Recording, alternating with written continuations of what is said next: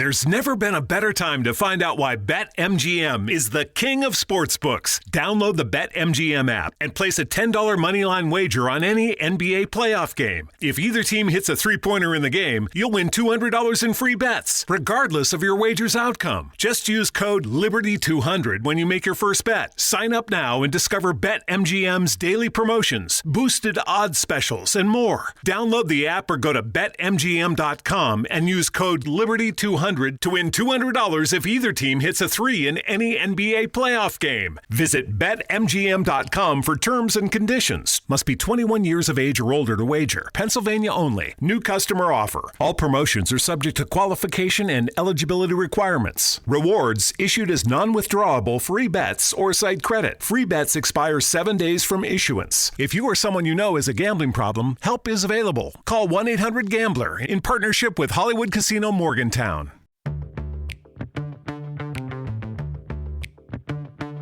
Hey, it's Christine from Storyworthy. Today on the show, storytelling coach Marsha Shandur shares a story about a very dangerous situation.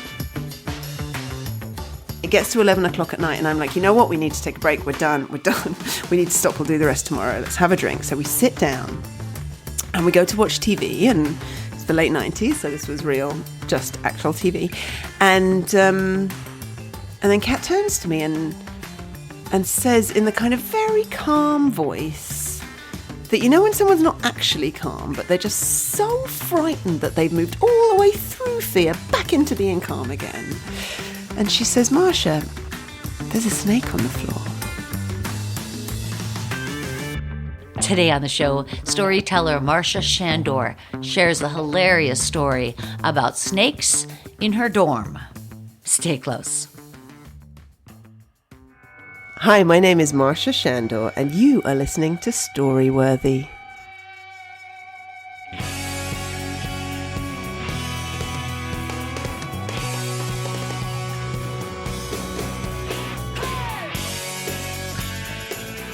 Welcome to Storyworthy. My name is Christine Blackburn, and I'm coming to you from Los Angeles, California.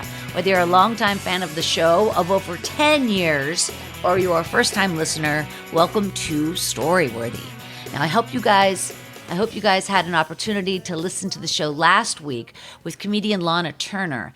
Lana Turner is very, very talented. She's a comedian and a guitar player, and she also happened to be married to comedian Ralphie May, who passed away a couple of years ago, and she has put together a documentary with Dr. Drew Pinsky as the executive producer, and it's coming out in January, and it's called What's Eating Ralphie May. And so, you know, her story on Storyworthy was really great because it was, you know, we called it Moving On, because she had told me in an email, you know, I really don't want to talk about Ralphie because that's, you know, I've been talking about it for so long, and it's just, you know, I'd like to talk about moving on. And so she comes on the show, and I love Lana. She's been on before. Sweet, sweet girl, fabulous girl. And I said, well, you know, I do want to mention, you know, the upcoming documentary. So I just said to her, yeah, well, just, you know, tell me just a tiny bit about, you know, What's Eating Ralphie May and, you know, the documentary coming out. And then she talked about Ralphie for a half hour. So it's a great show. You guys are going to love it. Lana Turner, super honest and sweet, and just a really talented girl. So go back and listen to her, you guys. But not today, because today I have a very exciting guest that I've been so excited to meet. You know, a lot of the people I have on the show I do know from, like, living in Los Angeles, or, you know, people I'm, you know, sharing shows and stuff like that. But Marsha is somebody I do not know, so this is meeting a new friend, and I'm excited, and I know she's going to be a good person because she's friends with Jeff Harry, who's been on the Storyworthy Hour of Power and the podcast, and Jeff is such a good guy. So anyway, Marsha Shandur is here, you guys, and she brings forth the topic, a dangerous situation. A dangerous situation, and I have to say, earlier in the, you know, we were chatting, Marsha told me there was going to be a funny story. So is that right, Marsha? It's a funny, dangerous situation. Yeah, it's fun. It's a funny, like, I guess, trigger warning if you're creeped out by creepy animals. Okay. No, but I just think it's funny. I mean, the best kind of dangerous situation, of course, is the funny dangerous Right. situation, you know? Not very funny at the time. Very Yeah. funny now. Yeah, well, that's what happens. You know, that makes me think of my father. This is a dangerous situation that was very funny. When my dad was alive, he was out with his wife on their deck, right? And they had a little dinner party. There were maybe 8 people there, and they're out on their deck, and somehow they got locked out of the house. You know, in other words, somebody slammed the glass door, and they couldn't get back in.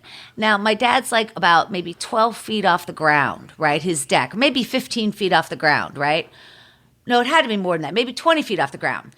So somebody has to jump off the deck and go around the townhouse, go around the house and get to the front door to let everybody in the house, right? They're stuck on the deck. Well, who exactly do you think should jump off the deck? Should it be one of the 25-year-old or 35-year-old guests? Or should it be my 80-year-old father? Oh, I know, Dad. Why don't you jump off the deck? So my dad jumps off the flippin' deck and breaks his leg on impact. No. Yeah. And now he goes, God damn it, Kathy. And he now has to crawl with his lame leg following him in the grass on his belly to the front door to get into the house to let in the people from the deck. That was a funny / dangerous situation. That's both awesome and terribly tragic. Yeah, terribly tragic. My dad was like that, though. He did a lot of funny things. One time, my father, Marsha, was doing a crossword puzzle. I shit you not. He's doing a crossword puzzle, and he has scissors out because I guess he's cutting out crosswords for his wife or whatever. And while he's doing this, he has a heart attack. Now, he has a pacemaker defibrillator, but but boom, and he blacks out, and when he wakes up, he has landed with the scissors in his forehead. No! Yes, and there is blood dripping down his face. So what did Jack Blackburn do? Well, he just drove himself to the emergency room. I like to think he left the scissors in there for the drive. He did. He's holding on to scissors in his head with one hand, and he's driving his car. Gosh. And so, and I said to him, Dad, because this is like the last few years of his life, I'm like, Dad, why didn't you call an ambulance? That's the craziest thing. And he goes, well, I didn't really think it was an emergency. I'm like, Dad, you drove to the emergency room. It was an emergency. Anyway, that's Jack Blackburn. Are your parents alive, Marsha? My mum is, my dad isn't. My dad died when I was quite young, but he lived in Russia the whole time. So, it was sad, but we didn't have shared language. But it's weird.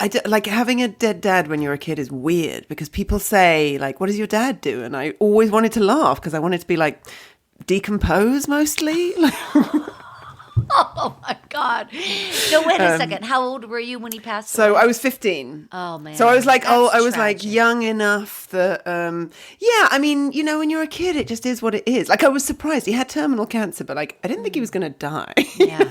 I would say to him, my dad has terminal cancer, he's going to die, but you're 15, you're an idiot. So when he died, I was like, wait, what? Yeah. This was not the plan. Well, exactly. That's but totally it's more, understandable. Yeah. And, it was and is sad. And I left Russia when I was 2, and he lived in Russia, and we didn't have shared language, and this is pre-internet. So he didn't speak any English?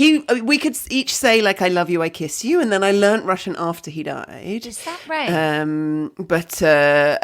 We would kind of speak through my mum as much as we spoke. But my mum is fully alive in London and just, being hilarious and brilliant. And you grew up in London, and Yes. so you never actually learned Russian there because you were only 2.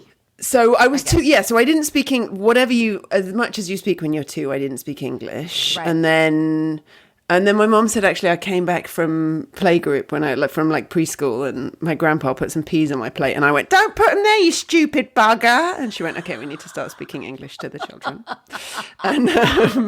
and so I grew up in London and lived in Edinburgh for 7 years, which is the location of the story, and in Scotland, and was always planning to go back to Edinburgh in Scotland, and then ended up coming to Toronto nearly 10 years ago, and now I have a tattoo of the CN Tower on my ankle. Like, I'm fully committed to this city so funny. and to this country. I have only been to Toronto a couple of times. I used to be a flight attendant, and we would have overnights there. And I would always take advantage of the overnights and do something. Like, I remember going to the Pantages Theater and seeing Phantom of the Opera. You know, this is like in the 90s. Nice. And I always loved Toronto because it gave me the feeling of San Francisco and a little bit of Sydney and a little bit of Vancouver, although I've never been to Vancouver. But it feels like, it's a city on water. Is there water? Yeah. Oh, yeah. There's a lake the size of Sweden. Yes. Yeah. Wow. Is that right? So it's kind of like the sea. Lake Ontario. Lake Ontario, yes, of course. Yeah. Of course. Yeah, so it's a really pretty city, and it also seems very cosmopolitan and clean. I mean, do you guys have slums? Yes. Yeah. Oh God. Yeah. Of course. Of course. Like any big city, we have all the problematic things. There is a claim that we're the most multicultural city in the world, and I found growing up in London, like in London, it's multicultural, but everybody kind of stays in their silos. Certainly, when I lived there, I didn't have any friends with an accent, whereas here, I feel like everybody's much more integrated.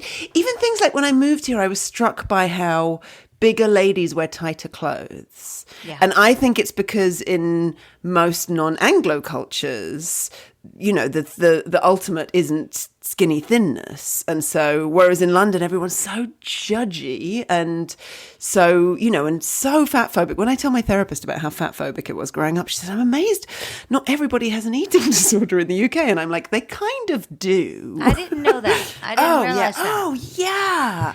I thought that people were thin in London because the food is so bad. No, I mean, London, it's because it's London, it's multicultural, so you have every kind of food, really. And I think it's everything, but it's more that it's not that everyone's thin, but it's that everybody is super judgy about people that aren't. I wouldn't have known that. I honestly, I mean, I guess if you think about the news, the newspapers or magazines, your Hollywood gossip magazines and stuff. Yes. You guys are crazier than anybody. Oh, yeah. The press is brutal. Yeah, it's bizarre how infatuated they are with everybody, whether that be the royal family or Hollywood. They're so obsessed with each other. It's so strange. And with taking them down. That's a particular, it's not just the obsession, but it's with taking them down, like any available opportunity. Did you ever hear that idea of God, I can't remember. There's 3 levels, right? But it's like these people talk about each other. These people talk about each other. These people talk about events, and these people talk about ideas. Like, I want to be a person that talks about ideas. There's something about those 3 things, but the bottom one being, if you're just talking about other people, what are you getting done? But I think, I feel like now I've done a lot of education on myself and activism and fat activism in particular. And one of the things now is I try and be really careful, even with the orange despot that's, fingers crossed on his way out of the White House.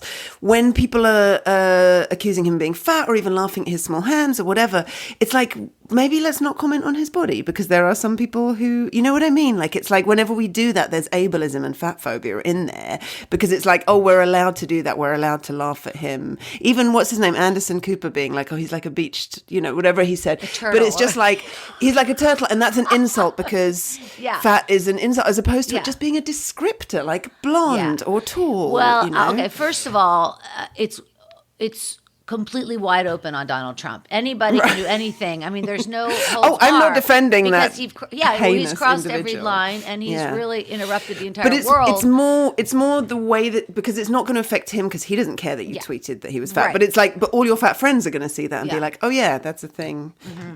I really sucked the joy out of this conversation, haven't I? No. But what you're saying is that your friends will then see that you see somebody overweight. Or That's that you're all. like overweight equals Yeah. bad. But I used to talk about how when I lived in London, I remember many times saying to people, one of my favorite activities is to buy a celebrity magazine and read it with my friends and judge people together. Yeah. Like that was Isn't one that of our wild? bonding activities. Yeah, that's so was just to funny. flip through and judge everyone.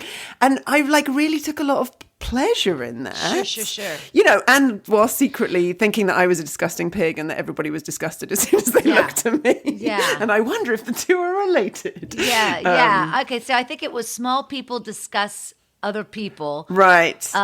This people discuss events, and these people talk about ideas. Something Well, I would that. like to think that I I've think you evolved, are. but we'll see. I think you are. Okay, now, before we get to your story, I did want to run through a couple of questions from an American to a Canadian. Or Love do it. you have dual citizenship? What do you got?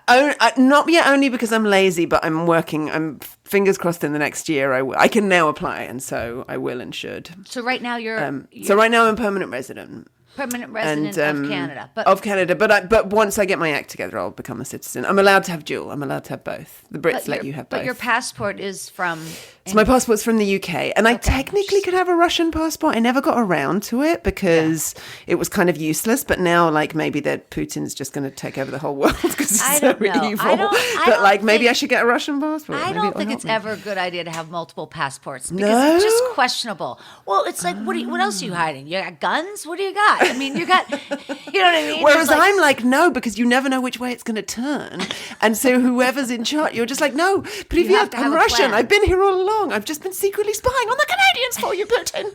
Okay, so growing up in the UK, do you Yeah. still have baked beans for breakfast? Sometimes, yeah. Happening. Why wouldn't you? So you have an egg, Yeah. like sunny side up. Yeah.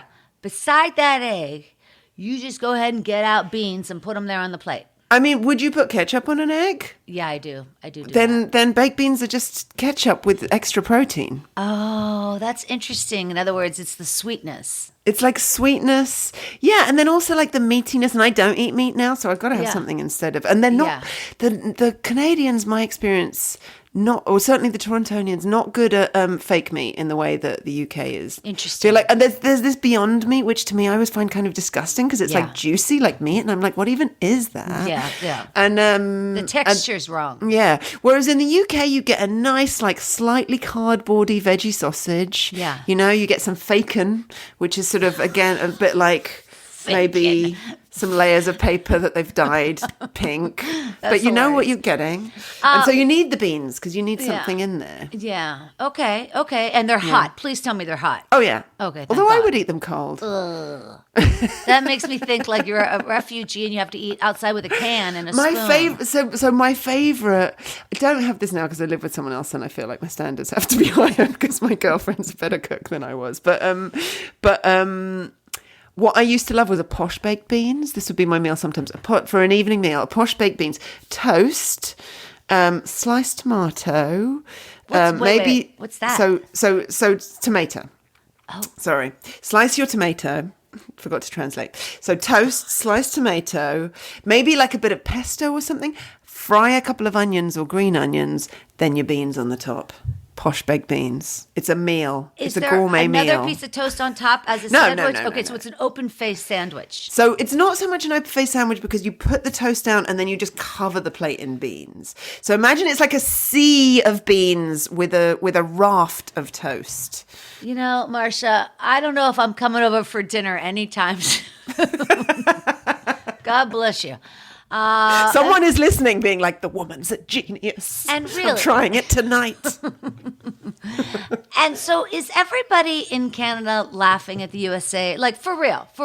Or is there an empathy? Because you know that most of us are not crazy. However, 70 million people are because they voted for him. It depends who you talk to.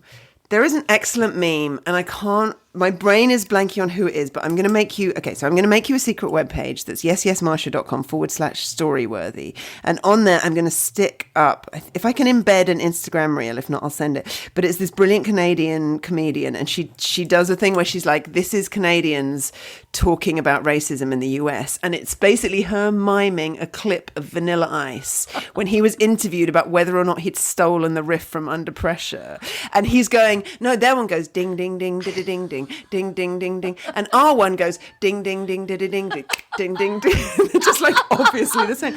And so when you speak to Canadians who don't know very much, then they're like, oh yeah, the US is so racist and we're brilliant. But we're terrible. Like here, there's so many terrible things. Like just in the last year, there's been somebody, got off for trigger warning, I'm getting dark, like for shooting a young Indigenous kid in the back of the head, and he got off by saying like, oh, I didn't realize the gun was going to go off. The kid who'd like, his friend might have driven onto his property. You know what I mean? Like all these awful things that happen, and lots of terrible racism here. But I think it's less overt, and because our Prime Minister's dad brought in legalizing gay marriage before most other people did, we're seen as this like, oh my God, Canada's such an amazing country. And, and we have this identity of like, yeah, we're really accepting to immigrants, but like, we're not really.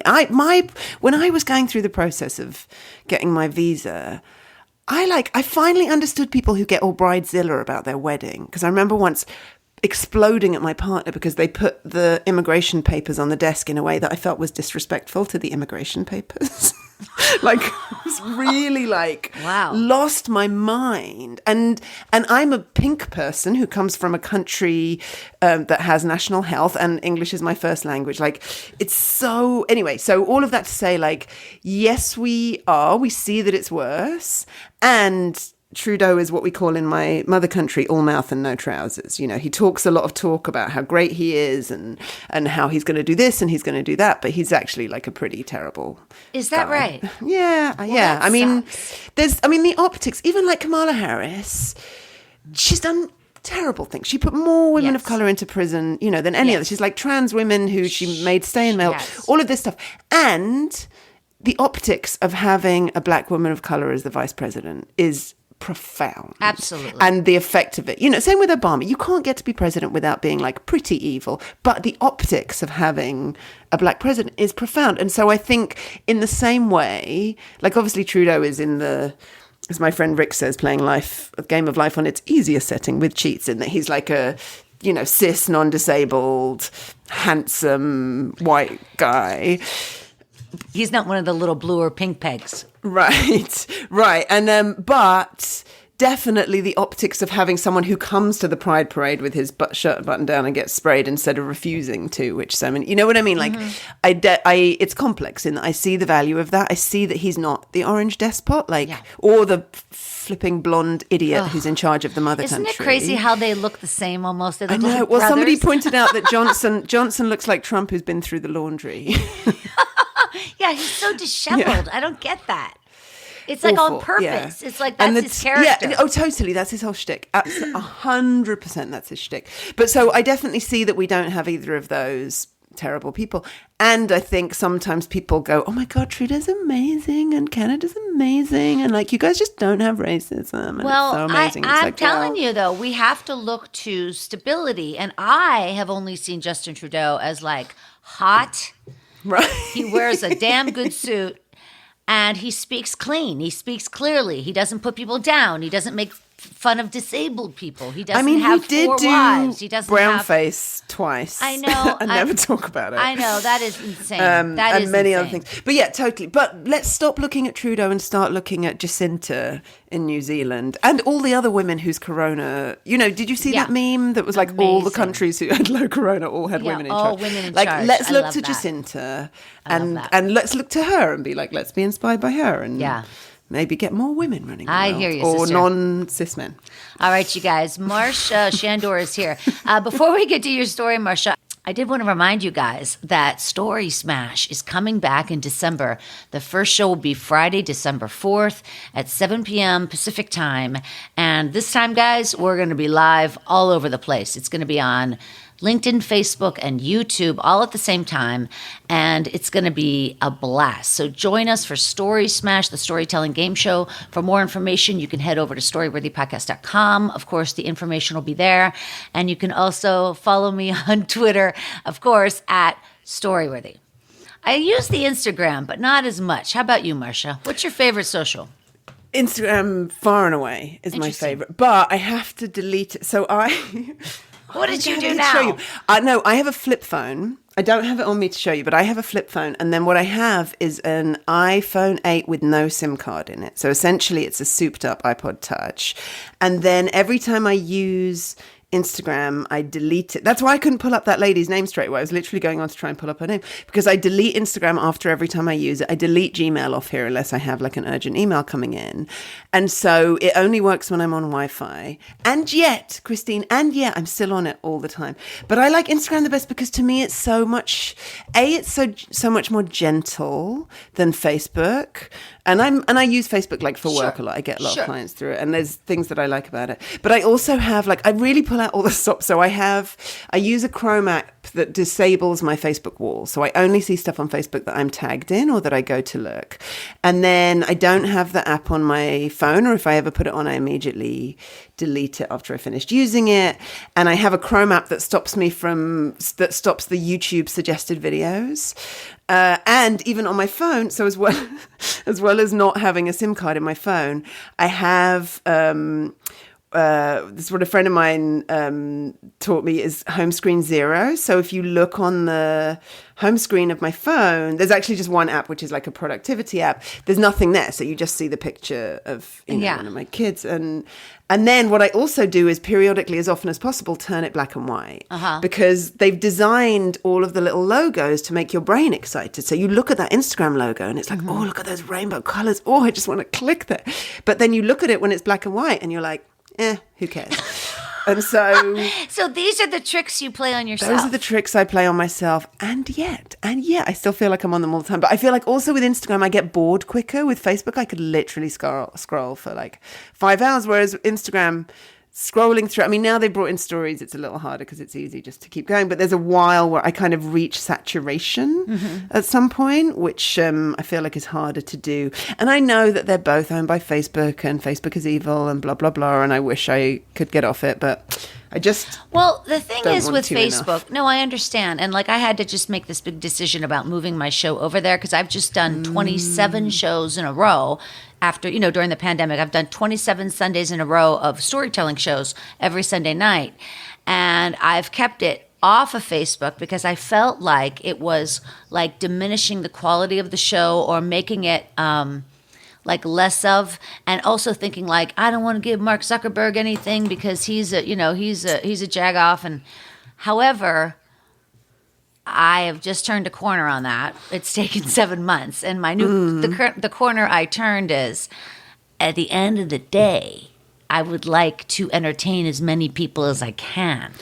I'm the same. I have a live storytelling show, which Jeff Harry, who you mentioned, of course, I'm excited about. I think even the story he told on here, I think he told it that, and I do it on Zoom because so when I do the show live in person, it's a free show. Sometimes we raise money. We have a fundraiser once a year.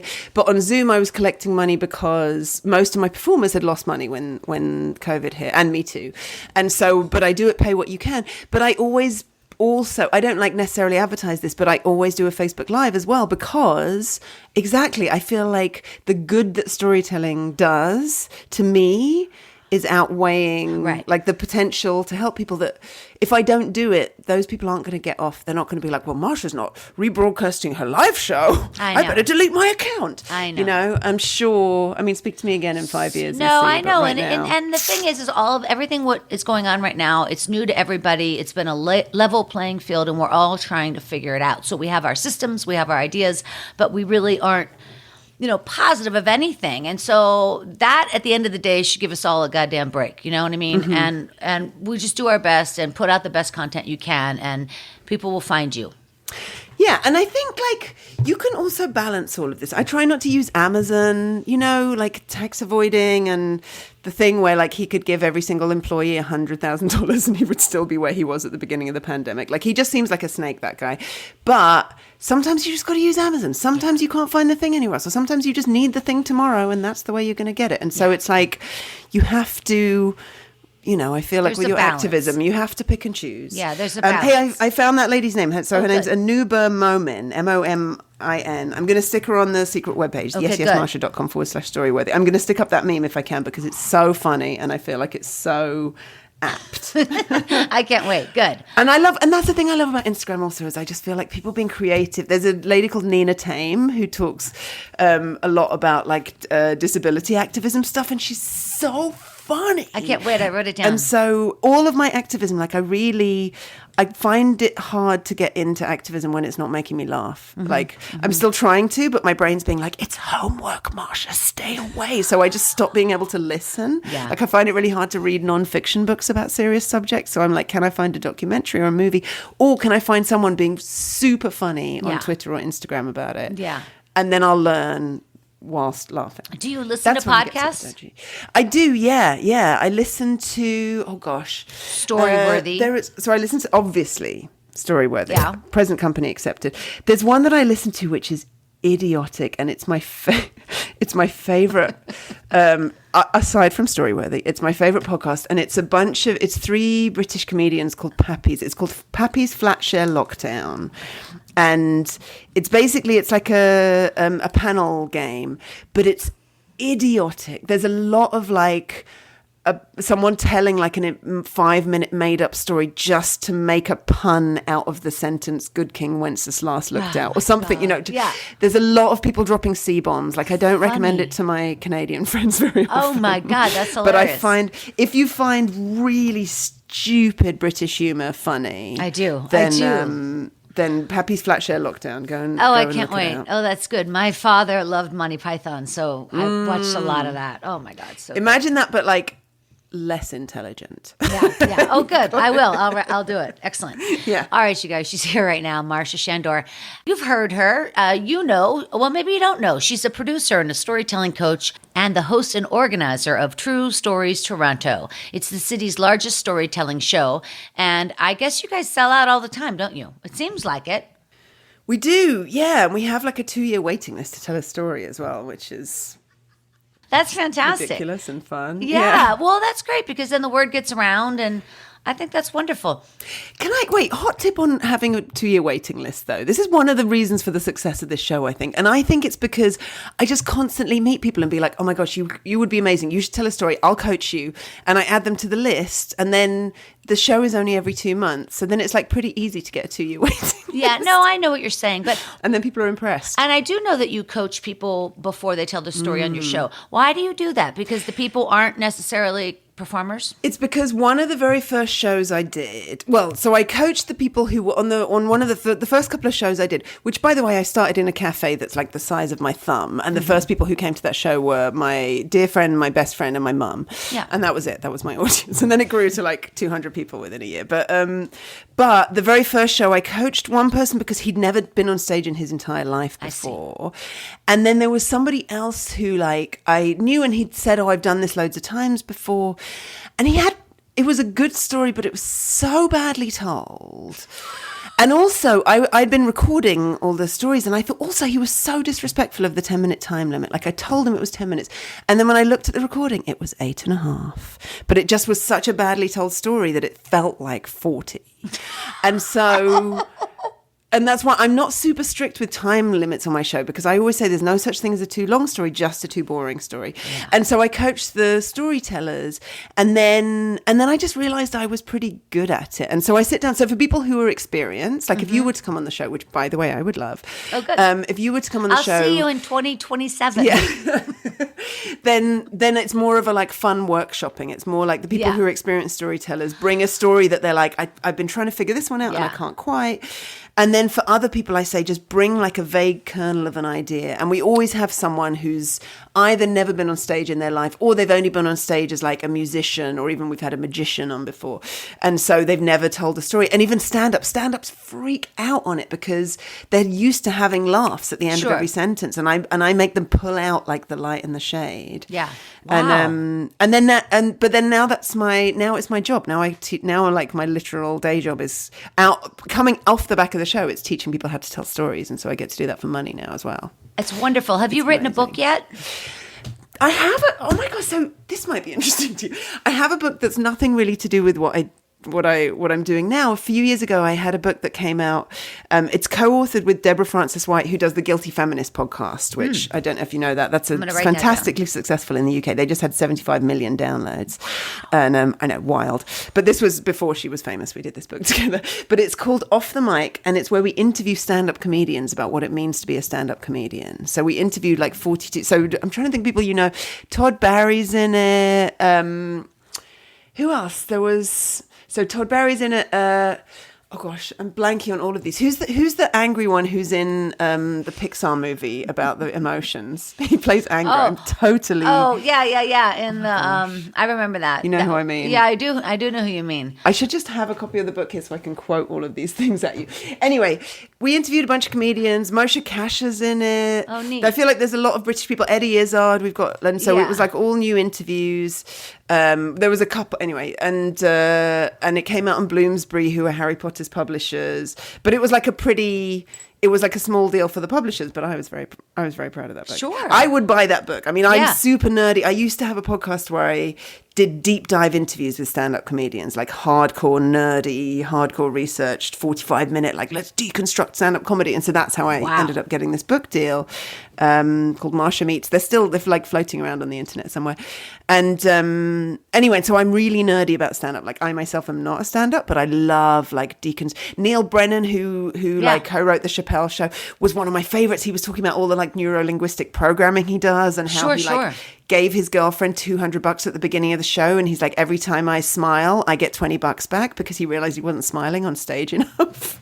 That's like, hilarious. So anyway, so I have a book on that. I haven't written a book on storytelling. I have an agent, and I'm pitching a book, again, not to do with You really should do that. I have another book. Yeah, the book that we're pitching is about. There's a talk I did that's online about the concept of your beast, and your beast is like the voice in your head that when you're sitting doing some writing says you're useless. No one wants to hear anything you have to say. Other comedians are funnier than you are, And the whole talk is about how, like, I think that having a beast is part of the human condition, and that our job is not to squash it, but just to learn how to tune it out, like you would tune out a neighbor's. So it's going to be a children's book. And so it's going to be a children's book. Yeah, no, it's going to be, I mean, the pitch right now is it's like illustrate. So it's like little essays with me, and then illustrated by this lady, Natalie Czerwinski. I'll stick the talk up on the... It's exciting. Storyworthy. Yeah, it was a talk I did for a conference where I didn't think anyone outside the conference would see it. So I swore on stage, which I usually never do, because I'm like, I want my stuff to go viral. And I have this like batch of fans who were Christians from the Deep South, and they don't love the swearing. And oh, weird. But then like 3,000. Oh, through like this, I've spoken at some conferences. Jeff Goins, who has like quite a big Christian following, I've spoken at his conference a bunch of times. And so I tend not to, like, there's some things I won't budge on. I'm not going to not talk about politics.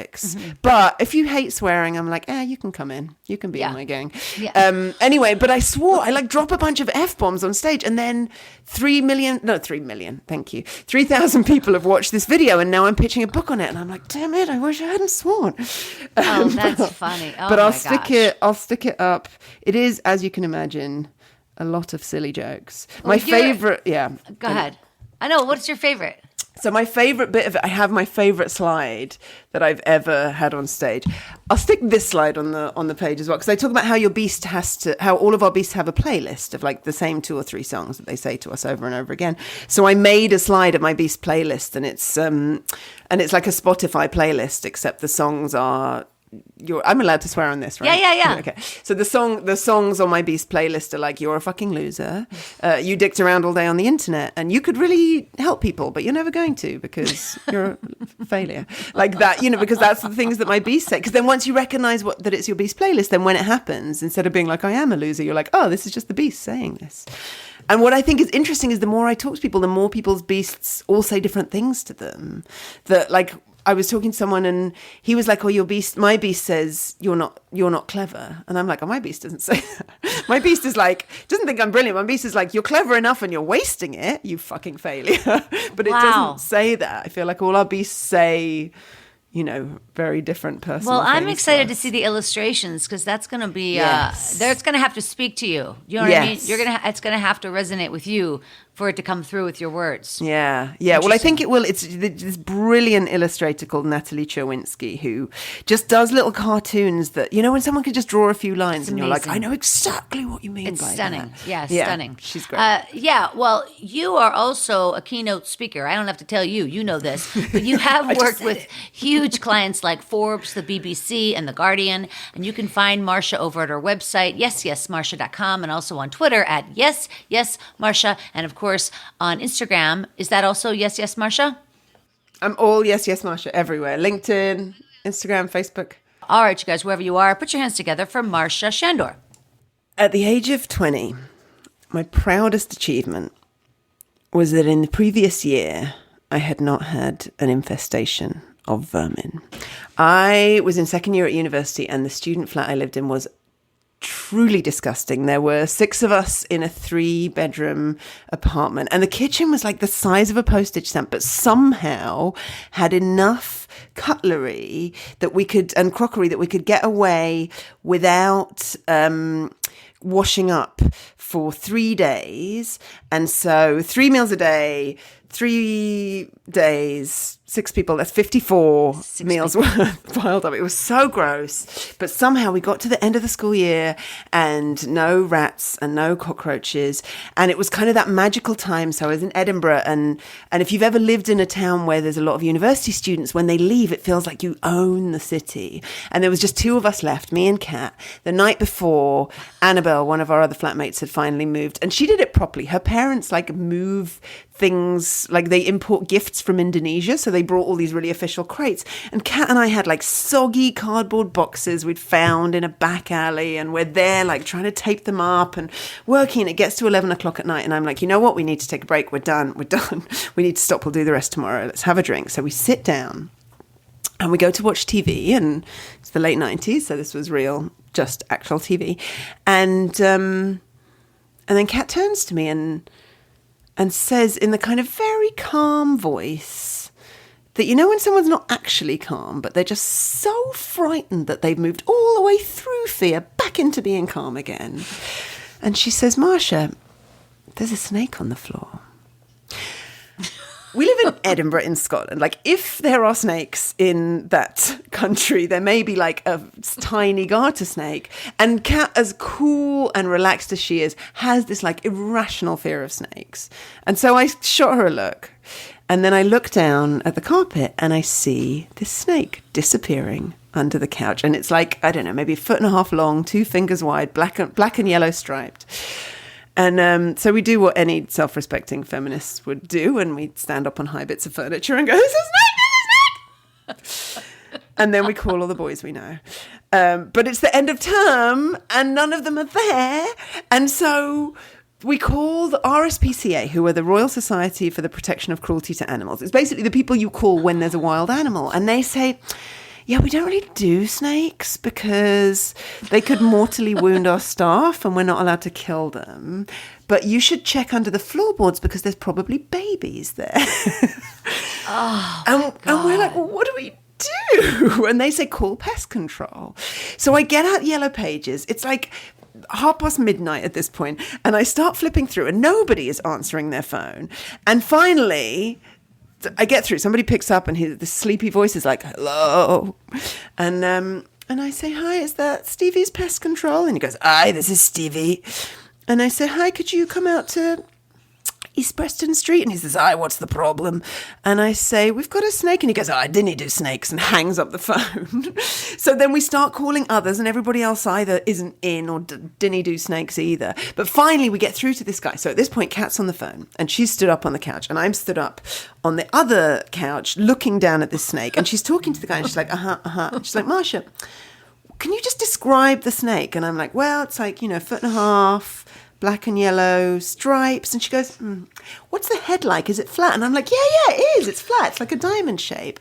And she goes, okay. And she hangs up the phone. She goes, Marsha, come here. Marsha, come here. Marsha, come here. So I climb across the couches and we go outside. She gets a towel, rolls it up, puts it along the bottom of the door. And in that same very calm voice, she says, okay, so He just told me that it's a poisonous crite from Indonesia and it could kill us with one bite. So he also said that it was going to cost £75, which in dollars, if you account for the exchange rate and inflation and the fact that we were students with no money, is like $25,000. But luckily, I had a pretty big overdraft and Kat had been saving for traveling. So I give her my ATM card. She goes out with both our ATM cards and I sit staring at the towel for the longest 15 minutes of my life before she comes back. And then just after she does, he arrives. And he's this like tall English guy wearing a kind of heavy-duty plastic knapsack over his shoulder. And he's like, so snake then, is it? And so we lift up the towel, we take him into the living room, and he's got one of those things that's like, it's got like a pincer on one end and a grabber on the other. You use it for picking up garbage. And so he said, where did you last see it? And we'd say on that couch. And he goes over and starts smacking the couch with his picker-upper. And the snake slithers out and he picks it up and it bites the side of the coffee table, and Kat swears she can see little jets of poison coming out. And then he just pins it to the top of the coffee table. And he says, do you have a knife? And we're like, well, we packed the knives. And he says, do you have a hammer? And it's the late 90s, we're students. So I say, well, I have this wrought iron candlestick. So he goes, that'll do. So I hand it to him and he lifts it above his head. And Kat and I both go, no, because, we're vegetarians. And he looks at us like, really? And we have this moment of like, oh yeah, the snake's life or our lives. And so we nod and he just goes, wham, wham. Oh, God. And we are standing around, the three of us, looking at this snake. And then suddenly it starts slithering across the table and he grabs it again and just goes wham, wham, and then hits it so hard and so many times that it's basically just flat in the middle. Oh. And then he picks it up and puts it into his knapsack and says, that'll come in handy. I've got some clients that haven't paid me. I'm going to go and drop this in their letterbox. And then he sits down on the couch. And then suddenly he just starts violently shaking and clearly was like, all the adrenaline that's come through him. And so we go and we get him a shot of vodka and one for each of us because we also were freaking out. And finally he leaves. And at this point the phone rings and it's our friend Dan who's like, oh my God, I just got home. I heard your message on the answer phone. Like, are you okay? And we're like, can we come over, please? There might be snakes, baby snakes under the floorboards. And he's like, yeah, but I don't have any bedding because everybody else has moved out. And so Kat and I each grab one big white duvet and wrap it round ourselves and then walk through the streets of Edinburgh like the two saddest little sheep, get to his house and go to sleep. Oh my God. That is so crazy. Had anybody ever heard of a snake? Like, how did it get there? How did that? We don't know. And because most of our neighbors had moved out as well. That is a wild story. Was it bloody after he was hitting it? I don't remember it being bloody. I just remember it being like flat. Ugh. I don't know if it just like scooched. I mean, snakes are quite like, when an egg goes through them, they like... Yeah, you could see it. With it. So maybe the guts just like went into the rest. That is really, really crazy. I am so shocked that the animal control wouldn't take that. That makes me so surprised. But I guess it's because they're not allowed to kill them. And so they say they can't put their staff at harm. Yeah, but they could still have that grabber stick thing and like get it and put it in a bag and take it to a zoo or something. Maybe. That is just so violent. And what kind of coffee table was it, by the way? Because if it was glass, I'm just thinking, was it wood, glass? What was it? It was wood. It was my mum's coffee table. Oh, God. Which I think she still has. And so how big was the lip? I mean, in other words, when it bit the coffee table, I'm trying to think about how big was the mouth? I don't know, like the corner. Well, coffee tables have like a ledge. Right. So I think it was the corner of the ledge. Oh, that is foul, man. That is so... You're really creeped out by this. Well, it's gross. I've never had anyone. So then you guys moved out of that apartment, right? Oh, and yeah. You never we were went back. already on our way. Yeah. But yeah, I mean, we were going to hang out for a few more days. But yeah. And if you passed that apartment now, what do you think you would call it? The Snake House? The snake house. Yeah. Yeah. I mean, the disgusting dirtbag. There was 6 of us in a 3-bedroom apartment. We each had our own room, but that's because 2 people slept in a closet each. And then I slept in the living room. And it was truly. It's college. Kids can get through anything. We didn't have heating until February, which in Edinburgh is kind of a big... Crazy. I feel like that's the reason why I, most of my life, slept naked, because I had that year where I used to have to literally get dressed into several layers before bedtime because it was so cold. Yeah, because when you think, I'm trying to think about Edinburgh on the latitude of Edinburgh, where would that be? Oh, it's cold.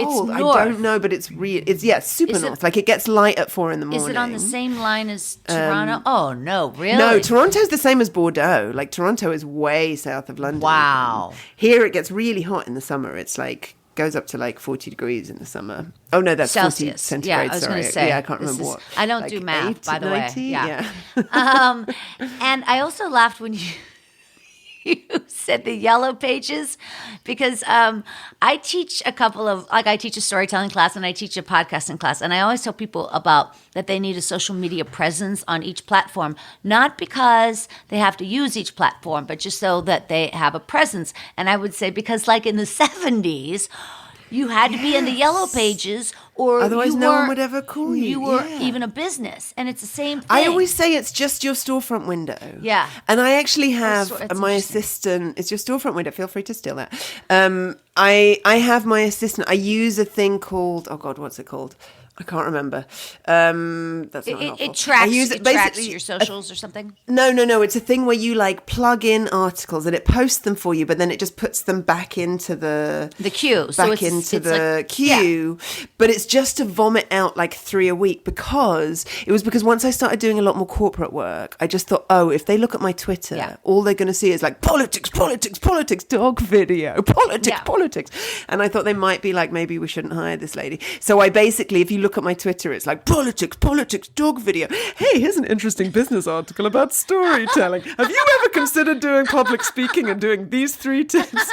And my assistant writes it, so it's not really in my voice, but it's just to but it's also just, that's the other thing, because what I tell people is you have to have your storefront window. You don't have to be everywhere, right. But I feel Facebook, Twitter, Instagram, just have your storefront window and just post once a week, because whenever there's someone I'm looking up, if they haven't posted since 2016, I'm like, I guess you went but you out know of what business. you can do? You can post one post or in your banner and just say, hey guys, I don't use this platform often, but find me over on my website, or find me here, and direct them where you want them to go. Right. Well, make that your pinned post. Yeah, exactly. That's a good How point. funny though about the yellow pages, because I don't even think does that exist anymore? Do you guys get them in Canada? I feel like it must. Well, isn't Yell.com Yellow Pages, or is it not the same company? Oh, I mean, I'm sure online, but I'm just thinking about the physical books that you had to knock down 3 forests to get one book. I haven't seen them in a while. Do you know what Yellow Pages makes me think What? of always? A plumber. It's another story I tell, because I teach people how to write sales pages as well. And I always tell them about the only sales job I ever had, which was when I was 21, where I literally had to go through the Yellow Pages and then just call up businesses and be like, hi, may I speak to your manager, please? This is Marsha from the Student Planner. We have 5,000 student planners and very competitive rates. And I cried every day for 2 weeks, and then I quit, and I swore I would never do sales again. Wow. And then I started my own business, and I was like, God damn it, because I had to learn to do sales again. But I learned that it didn't have to be going through the Yellow Pages. No, but listen, I agree, and I've had to do jobs like that where, I was strapped to in the headset, and you are on the phone, and I was selling. By the way, I was selling road rage kits to people who had to go to school for road rage. So wow, what's in a road rage kit? Is there a pillow you can in punch? In the U.S., depending on the state, right? But I was here in California selling these road rage teaching. Okay, so I taught traffic school for 3 years, right? You did? Yeah, in California, it's in LA, it's pretty popular because you get 8 hours of stage time. Essentially, you're in front of these people for 8 hours, and I would say, you guys want to talk about, and everybody drives in LA, right? And I would say, you guys want to talk about red light tickets, or you want to talk about my experience as a flight attendant? You know what I mean? Or do you guys want to talk about stop signs or my life in the Peace Corps? I wanted, so it turned into my show really, but from that. I couldn't get enough hours as a teacher, so I had to do the office job, which was to sell more traffic school related stuff. And one of them was road rage kits to the state of Indiana. So I'd have to like call up, or people would be calling me to get the kit. And they're like in prison. They're like, they have to complete this road rage kit to get out of prison. And now I'm talking to them. Wow. And I did that for about 6 months. Yeah. And I cried like every day. And I was just so depressed. Like, I find if you're in a position like that it really brings you down that bad, you just got to get out. Something else will come. I once worked in a bar where they had table service, which was not very popular in the UK. I was 19, but it was whatever. It was this theme bar, and they had table service, and it was great because we'd earn tips, which again, in my country, you don't tip your bar staff. And so, but what would happen is people would come in at the door, and you'd say, "Hi, folks, what can I get you to drink?" And then they'd order their drink, and then you would have to go and find them. And if they disappeared, you had to take that out of your tips. Oh my! So it was like up to you. I know. And there was one time when I'd started seeing this person, and then they like had said they were going to come in that night, and then they didn't, and I was so like, and I was really down about it because I really liked them. And then I saw their roommate, and I was like, damn it, I have to look like I'm having the time of my life because I need it to be reported back. Like, oh, Marsha was in a great mood. She didn't seem upset at all that you weren't there. And so I was trying to pretend to have the time of my life. And I walked through, and this stranger just put his hand on my shoulder and went, "Mate, if you hate your job, just leave." Aw, that is like, okay, great. Clearly not a good actor. Yeah, that's funny, though. That's very apropos. Well, I am so happy to meet you. This has just been such a treat. Can I say one more thing? That you were a flight attendant, and that was my like plan B always. When I was trying to get into radio, I moved from Scotland down to London because I was trying to get a job at this one place, XFM, which was like an indie station at the time. There was nothing else like it in the country.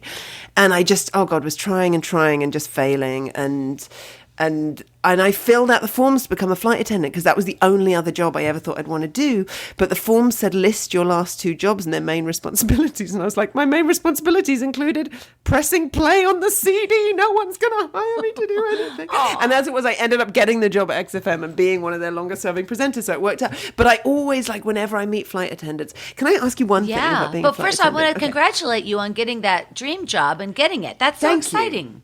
It was great. That gives you a lot of confidence, doesn't it? A fluke.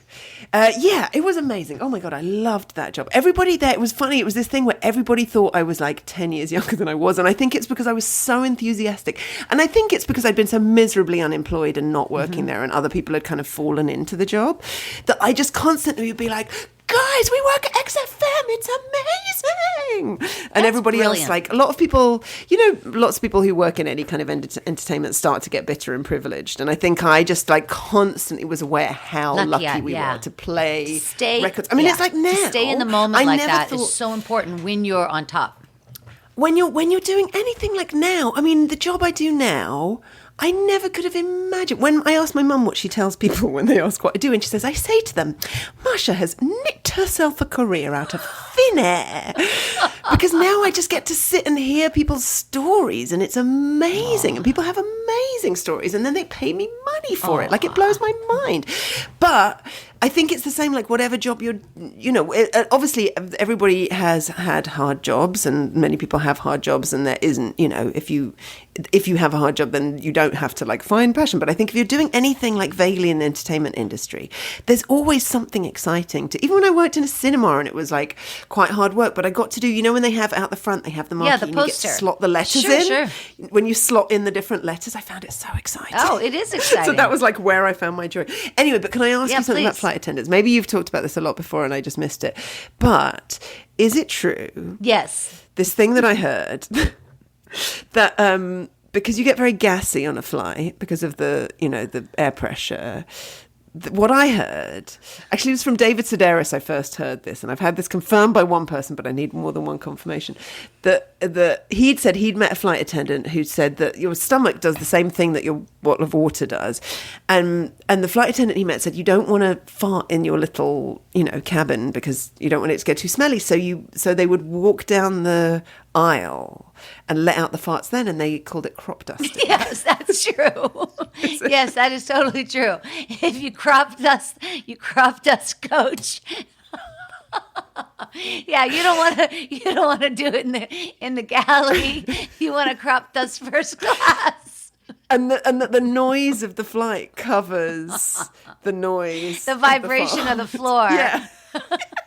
Wow, I was set for some really intelligent, some question about like benefits or places I've been, but it was about crop dusting. Well, that's fair. That's fair. And would you ever like crop dust? Like if someone had been particularly egregious, would you just like pretend to get stuff out of the cabin opposite? Yeah, that's right. Right over the overhead. Oh, excuse me. You're so funny. You crack me up, man. Listen, I'm so happy to meet you, and I want you guys to check out more of Marsha's stuff. Like I said, YouTube, man, she's got some tremendous, really great content over there at Yes Yes Marsha. Also, you can find her at her website, Yes Yes Marsha, and I love your pictures on the website, by the way. Super cute. The three different colors and the shirts and the thing, really cute, adorable. Thank you. And I'll make a secret webpage if you go to yesyesmarsha.com/storyworthy. /storyworthy. All the links we mentioned. I'm going to mention it when I put your story up. That'll be fun. Thank you. All right, you guys, one more time on behalf of the very talented Marsha Shandur. Thank you so much, friend. I appreciate it. Thank you. My name is Christine Blackburn saying, make it a story-worthy week.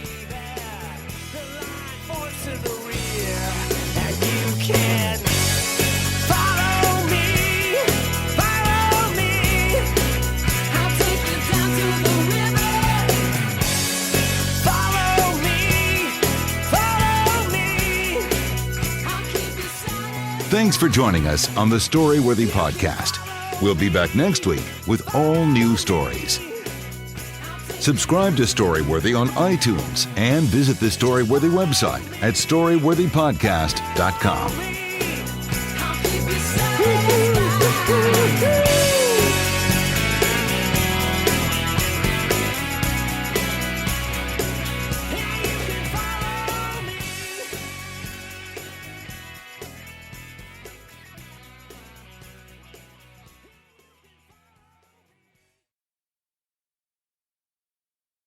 Realtors abide by a code of ethics. This is Article 9 in action. Beth, a first-time homebuyer, knew nothing about the home buying process, except that she wanted to buy a home. But her realtor had the expertise to make sure Beth understood every document, even giving her copies to review with her lawyer so Beth could close on her first home with confidence. Complicated things explained in simple terms. The difference between an agent and a realtor is real. Realtors are members of the National Association of Realtors. That's who we are. Progressive Snapshot can save you money based on how you drive and how much you drive. So the safer you drive, the more money you could save. Now, if you didn't hear that because you were yelling at another car while driving, let me say it again. You need to calm down. Yelling is just making everyone as stressed out as you are and letting them all know that you definitely aren't trying to save with Progressive Snapshot. And if you did hear it the first time because you weren't yelling at another car, nice work. You'd love Snapshot from Progressive because it rewards safe drivers. Progressive Casualty Insurance Company and affiliates. Snapshot not available in California and North Carolina or from all agents.